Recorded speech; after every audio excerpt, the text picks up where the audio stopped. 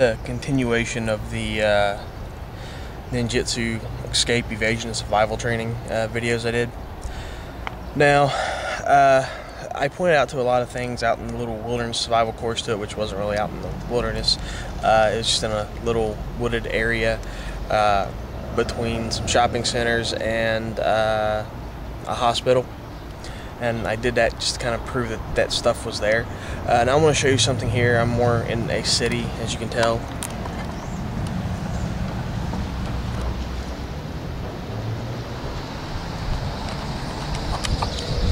I'm actually probably less than 50 feet from my apartment.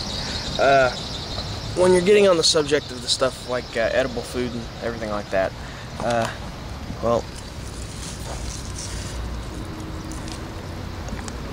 you have, as you can tell, areas all through here where we have dandelions and various other little weeds and such, which fall back on that whole thing that I was mentioning about the edible foods from out in the wilderness.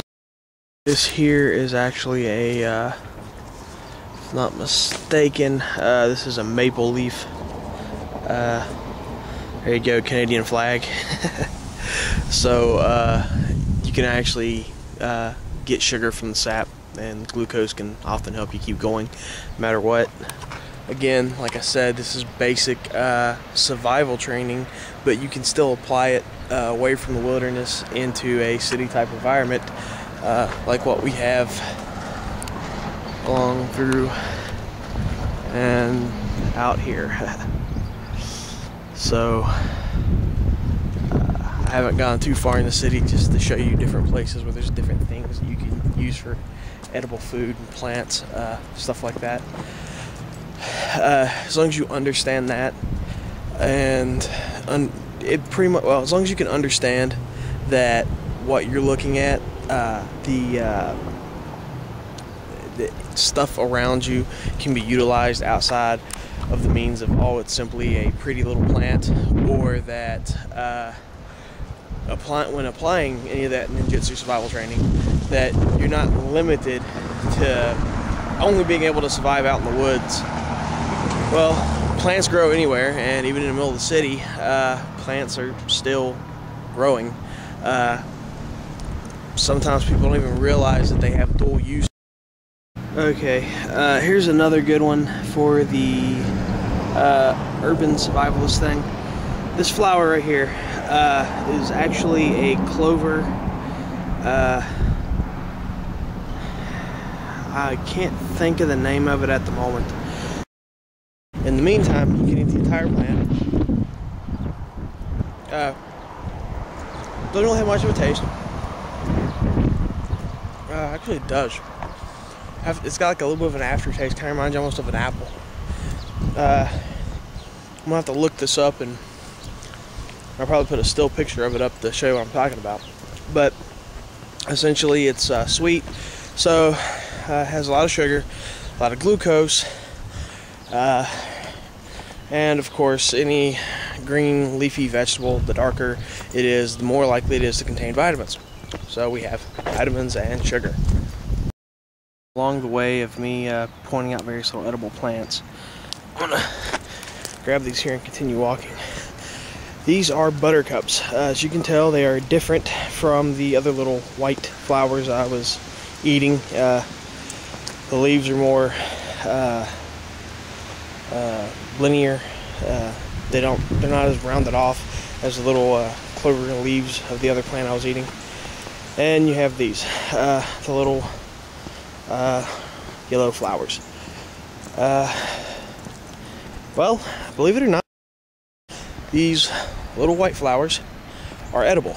In fact, even the entire stalk is.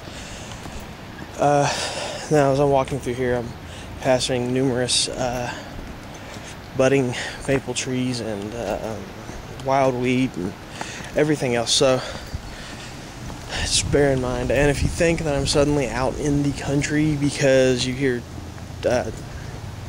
stuff with trees and everything else around it and birds, let me show you how far out into the country I am.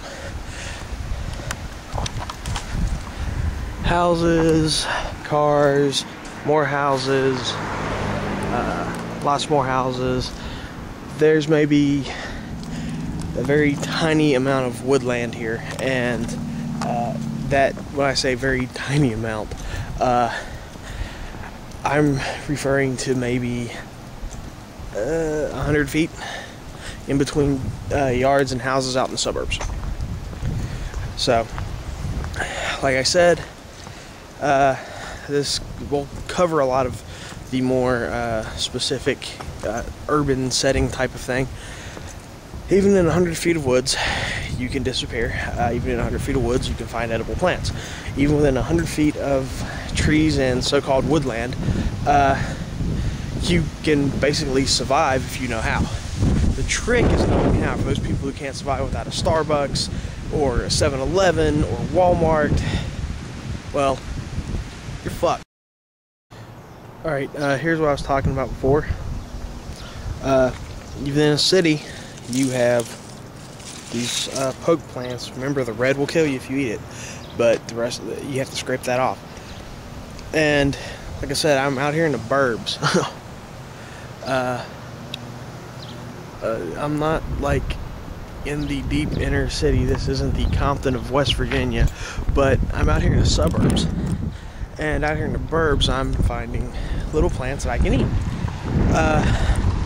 And as I pointed out earlier, I'm finding little plants that I can eat from up in the city. So basically, I'm pretty much showing you that you don't need to be out in the woods learning to forage and survive off the land, because a lot of those things are still present in your city or in an urban environment once you get away from the idea that you're simply stuck in a city and you have to depend on McDonald's and Taco Bell and Walmart and everyone else to bring you food. It actually exists wherever you go. In fact, if you simply look in this little area here that I'm pointing to, you'll notice there's dandelions, some wild wheat, and honeysuckle, and I believe that is a very young raspberry plant, all right here within this little small area. Of course, most people don't know that they can eat or they don't realize that they can get sugar from the bottom of the wild wheat stalk. They don't realize they can eat dandelions or any of that other stuff. So here's a good situation where basically you can tell, and where I'm walking at happens to be a trail. I'll show you what I'm talking about. This is a walking trail for the city, and it deviates from the city and goes through a small suburban area, which you see in front of me. And it's nice because you have about maybe 10 feet of little woodland area on either side. Again, here's this wild poke growing.